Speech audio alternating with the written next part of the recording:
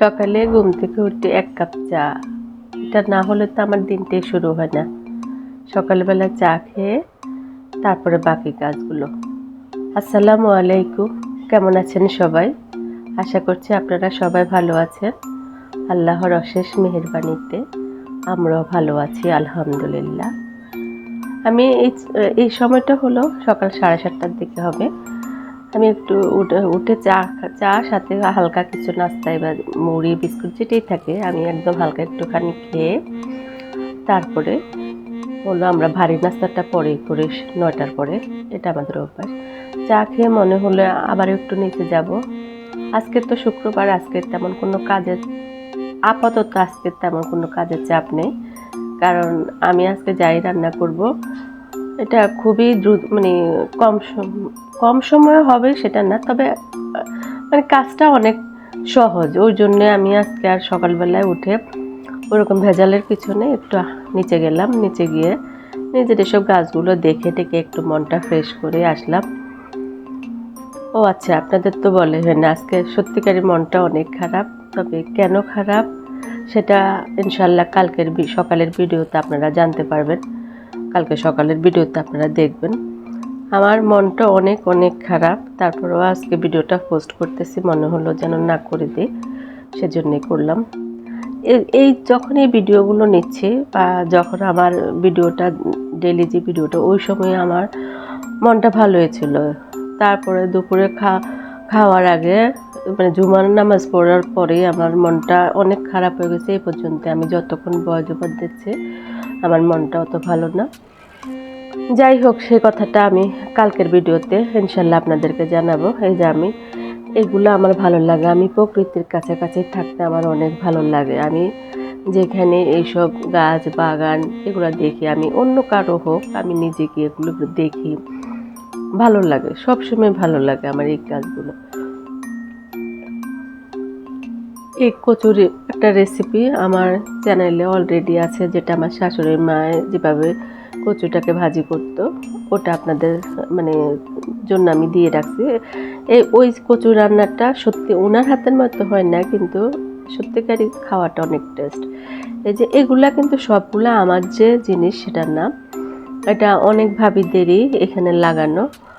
আমার খুব মানে আমার যেগুলো ছিল সেগুলো আমি প্রথমেই দেখিয়ে দিয়েছি, এগুলো হলো আরেকভাবে, তবে সামনে যেগুলো আবার ওগুলো আমার। গাছ লাগালে হয় না, এগুলো পরিচর্যা করতে হয়। পরিচর্যা না করলে কোনো কিছু থেকে ভালো জিনিস আশা করা যায় না। এইসব গাছগুলো আগে ছাদে ছিল, আমরা অনেকেই ছাদে গাছ লাগিয়েছে, পরে ছাদ থেকে সব গাছ নামানো হলো, কারণ ছাদ নষ্ট হয়ে গেলে আমাদের নিজেদেরই সমস্যা। এই যে ঢেঁড়স গাছ দেখুন কি সুন্দর ঢেঁড়স ফুল ফুটেছে।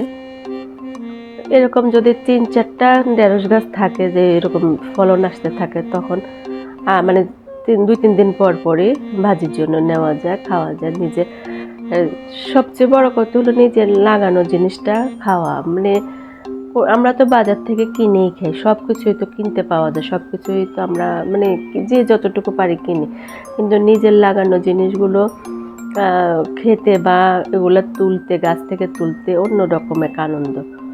গাছটা দেখা শেষ, এবার বাইরে চলে আসলাম। মানে আমি এটা ওই জায়গাটা ছিল আমাদের বাসার পিছনে, এবার সামনে চলে আসলাম, বাসায় চলে যাব। আপনাদেরকে দেখালাম ওই যে রাতের বেলায় বলি যে আমরা একটা মাঠে এসে বসে থাকি, ওখানে এটা ওই মাঠটাই এইটা, কিন্তু আমার ক্যামেরায় যতটুকু জুম করে দেখানো যায় ততটুকু দেখিয়েছে। এই যে জুম করে নিলাম, এখানে বাচ্চাদের খেলার জন্য দোলনা স্লিপার এগুলোর ব্যবস্থা আছে, আর ওই দিকটাই হলো আমরা বসে থাকি যে এই জায়গাটা, সেটা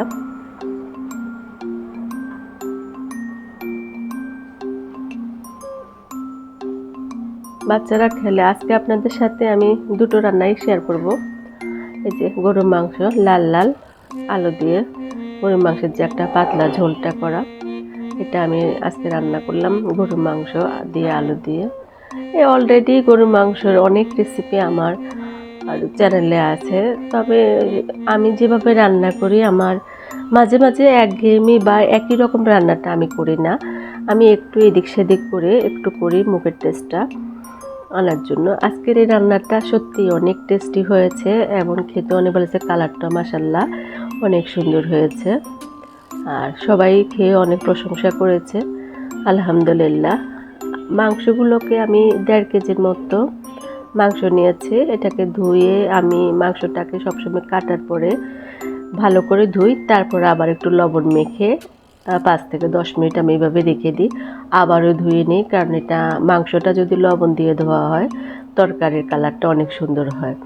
আর আমি সবসময় চেষ্টা করি গরুর মাংসটা এভাবে করে ধুয়ে রান্না করতে, এটা আমার ভালো লাগে। এখানে তেল দিয়ে দিলাম, তেলটা এখানে 4-5 টেবিল চামচের মতো দিয়েছি, কারণ আমি পরে আবার একটু ফোড়ন দিব, সেজন্য আমি একটু কম ইউজ করেছি, তাও অনেকটুকু ইউজ করেছি দিলাম। আর আলুটা দিয়ে যখন মাংসটা রান্না করবো, এখানে 6-7টা আলুকে আমি হাফ মানে 1/2 করে কেটে নিয়েছি। এগুলাকে ধুয়ে পানি ঝরিয়ে অল্প একটু হলুদ আর লবণ দিয়ে এগুলাকে একটু লাল লাল করে ভেজে নিব। 40% সিদ্ধ হওয়ার মতো আমি ভেজে নিব। আপনারা যদি আলু ভেজে মানে এইভাবে করে ভেজে মুরগি তরকারি বা খাসির মাংস বা এই গরুর মাংস রান্না করেন, আলুটাও খেতে ভালো লাগে, আর এমনিও ভালো লাগে, যেটা আমরা নর্মালি যেভাবে রান্না করি। তবে ভেজে রান্না করলে টেস্টটা বেশি ভালো লাগে। আমি দুটেই তো পরখ করেছি, আমার কাছে এটা বেশি ভালো লেগেছে। আর তেলটা যখন বসাবোই তাহলে আলুটা একটু ভেজে নিলেই হয়ে যায়, একটু সময় লাগে আর কি। আর আমি সবসময় খাবারের নতুনত্ব আনতে চেষ্টা করি, মানে সবসময় চেষ্টা করি যে কিভাবে রান্না করলে একটু ব্যতিক্রম হবে বা নতুনত্ব হবে বা আমার বাচ্চারা আমার হাজব্যান্ড পছন্দ করবে, ওভাবে করি। এই যে 40% ভাজার পরে দেখুন লাল লাল হয়েছে, ক্যামেরাতে বা বোঝা যাচ্ছে না। এগুলোকে তুলে নিলাম। এরপরে আমি মাংসটার মধ্যে একটু মেথি ফোড়ন দিয়েছি, মেথি ফোড়ন দিয়ে আমি মাংসটা ঢেলে দেবো। এখানে যে দেখুন 1.5 কেজির মতো মাংস, এগুলাকে ধুয়ে পানি ঝরিয়ে রেখেছি। এরপরে আস্তে আস্তে এগুলো একটু নেড়ে আমি মশলাটা দেবো। আমি আজকে সব কিছু মশলা একসাথে ব্লেন্ডার করে নিয়েছি। পেঁয়াজ, তারপরে হলো রসুন, আদা, লাল মরিচের যে শুকনো লাল মরিচ ওটা 5-6টা, টমেটো 2টা, এগুলাকে খুব ভালো করে আমি এখানে পেস্ট করে নিয়েছি। পেঁয়াজ, রসুন, আদা, লাল মরিচ আর হলো টমেটো 2টো, এগুলাকে পেস্ট করে নিয়েছি, নিয়ে দিয়ে দিলাম একসাথে। আজকে সব কিছু মশলা দিয়ে দেওয়া হলো, আর লবণটা দিলাম। আর আমার কাছে মনে হয়েছে পেঁয়াজটার পরিমাণটা একটু কম ছিল, তা আমি পরে আর একটু অ্যাড করেছি। এখানে হলুদ আর লবণ, মরিচটা স্বাদ অনুযায়ী, যে যেরকম ঝাল খেতে পছন্দ করেন। তবে ভাই আমার ঘরে ঝাল আমি খাই, আমার বাচ্চারাও আমার হাজব্যান্ডও খুব পছন্দ করে সেরকম না, কিন্তু আমার সাথে খেতে খেতে ওদের অভ্যাস হয়ে গিয়েছে। এখানে দিলাম জিরে গুঁড়ো 1.5 টেবিল চামচ, 1.5 চা চামচ সরি, আর গরম মশলা গুঁড়ো ওটাও 1.5 চা চামচ, লবণটা স্বাদ অনুযায়ী, মরিচটা আমি এখানে 1.5 চা চামচ দিয়েছি। আমার এগুলো তো অনেক বেশি ঝাল, সেজন্য আমি বেশি দিইনি। যাই হোক, আমি আমার মতন করে যে স্বাদটা সেটাই করেছি। এগুলা মশলাগুলো দিয়ে আগে মাংসটাকে খুব ভালো করে কষিয়ে নেবেন। আর গরুর মাংস মানে মুরগির মাংসটা ঠিক না, গরুর মাংস খাসির মাংসটা যখনই রান্না করবেন অল্প পানিতে বারবার কষাবেন। ঝোল দেওয়ার পরে বেশি করে ঝোল দিয়ে রান্না করলে ওই তরকারিটা টেস্ট হয় না। তবে অল্প অল্প পানিতে বারবার কষিয়ে যদি রান্না করা হয়, সিদ্ধ করা হয়, মানে সিদ্ধ হওয়ার পরে তো আমরা ঝোলটা দিই, তাহলে বারবার কষিয়ে যদি আমি 80% সিদ্ধ করে নিই, 20% যদি আমি পরে ঝোল দিয়ে রান্নাটা করি, তাহলে ওই মাংসটার টেস্ট অনেক ভালো লাগে। আর একটা কথা, আমি আজকে টক দই দিইনি। আমার বাসায় সত্য কথা যেটা, টক দইটা আজকে ছিল না, সেজন্য আমি টমেটোর পেস্টটা 2টা টমেটো পেস্ট করে দিয়েছি।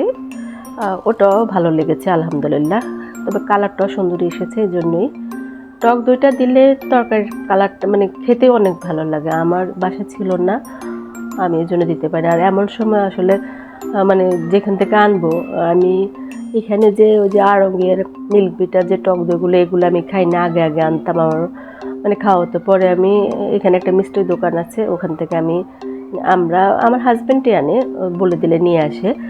ওই টক দইটা অনেক ভালো লাগে আমার, শেষ হয়ে গেলে আমি বললেও নিয়ে আসে ওখান থেকে। তবে এটা যে শেষ হয়ে গেছে আসলে খেয়াল করিনি বা মনে নেই, বলা হয়নি। এই যে বারবার আমি নেড়ে দিচ্ছি আর কষিয়ে নিচ্ছে। কষানো শেষ হলে এটার সাথে আলু দেব। আর আমার এরপরে যেটা রান্না করেছি সেটা হলো পোলাওটা, নর্মালি যেটা আমি চাল ভাজা ছাড়া যে পোলাওটা রান্না করি সেই পোলাওটাই। সব কিছুই সকাল থেকে আমি মনের আনন্দে করেছি। আনন্দ বলতে মানে না, কাজের তেমন একটা মানে চাপ নাই, নিজেরাই খুব দ্রুত কাজগুলো করে নিয়েছে, যে ভালো লাগছে যে তাড়াতাড়ি করে নিলাম। মাংস আর পোলাওটে রান্না আর একটু সালাদ করবো এটাই। কিন্তু ঠিক খাওয়ার আগ মুহূর্তে টেবিলে যাবো, ওই মুহূর্তে একটা মানে খুব খারাপ লাগছে আমার একটা, আমি আপনাদের সাথে কালকে সেই ভিডিওটা শেয়ার করব। এরপর আর খেতে বসে আর শরীরটা মানে মনটাই ভালো লাগে না, আর মন ভালো না লাগলে দেখবেন যে আপনার কোনো কিছুই ভালো লাগে না, মায়া ধরে গেলে যে কোনো কিছুর প্রতি ওটা চলে গেলে খুব খারাপ লাগে। এই যে বারবার নেড়ে দিচ্ছে নিচে যেন না লাগে, আর এগুলাতে যদি নিচে লেগে যায় আমার কাছে মনে হয় খাবারের স্বাদটা নষ্ট হয়ে যায়।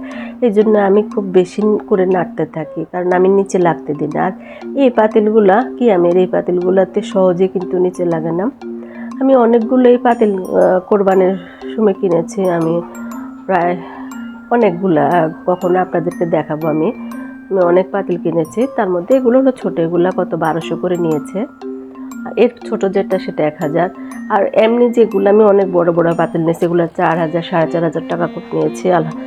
মানে বড় একদম পাতিলগুলো, যেটা আমার ঈদের সময় বা অনেক মেহমান আমার বাসায়, যখন মেহমান হয় অনেক বেশি মেহমান হয় তো ওই সময় লাগবে, ওই জন্য ভাবে নিয়েছি।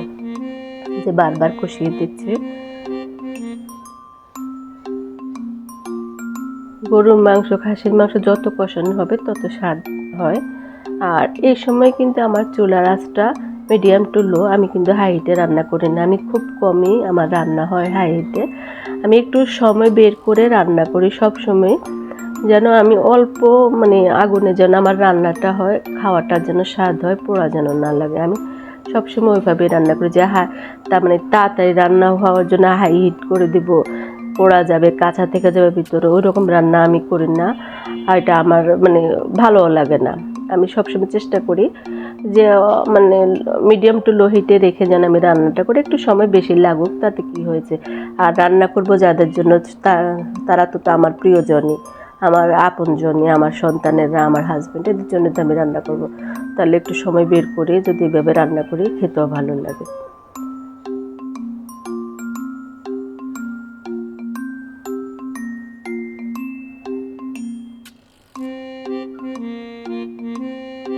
এই যে বারবার নেড়ে দিচ্ছে। অনেকে কমেন্ট করেন যে এত নাড়ানাড়ি করলে কি স্বাদ বেশি হয় নাকি, আসলে ওরকম কোনো কিছুই না।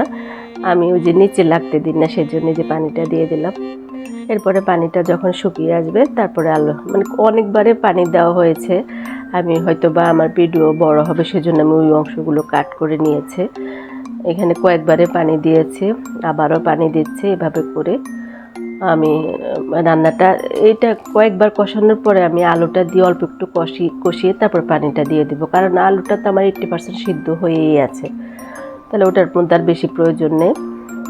এই যে এভাবে করে রান্না করে নেব। এরপরে আমি যেটা রান্না করব সেটা হলো পোলাওটা। আমি পোলাওটা সবসময় এভাবেই রান্না করি, পোলাওটা জর্জরা এমন স্বাদ হয়, আমার কাছে অনেক ভালো লাগে। চাল ভেজে রান্না করতে গেলে অনেক সময় চাল পড়ে যায়, পোড়া লাগে, আমি ওইসব ঝামেলাতে করতে যাই না। তবে হ্যাঁ, আমি আগে বেরেস্তাটা করে রাখি, ওই তেলে আমি পানির মধ্যে তেলটা দিয়ে আমি সব মশলা দিয়ে ফুটিয়ে তারপর আমি চালটা দিয়ে দিই। এটাতে হয় কি, আপনার চালটাও ঝরঝরা থাকে আর গ্রানটা ভালো থাকে। আমার কাছে খেতে ভালো লাগে। আমি সব রকমই রান্না করি, তবে আমার ইদানিং এই রান্নাটি আমার বেশি ভালো লাগে, আর সময় কম লাগে, অনেক কম সময় লাগে, ভালো লাগে আমার কাছে।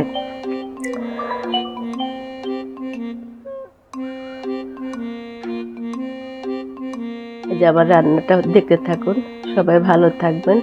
আসলে অনেকক্ষণ কথা বলতে গেলে আমার মানে কথা বলতে পারি না, সেজন্য আমি সব ভিডিওতে যতটুকু পারি আমি কথা বলে আপনাদের সামনে আমি আমার ভিডিওটা উপস্থাপন করি, বাকিটুকু আপনারা প্লিজ দেখে নেবেন। সবাই ভালো থাকবেন। ইনশাল্লাহ আগামীতে নতুন আরেকটা ভিডিও নিয়ে আপনাদের সামনে হাজির হব। আমি লিপি। আল্লাহ হাফেজ। আসসালামু আলাইকুম।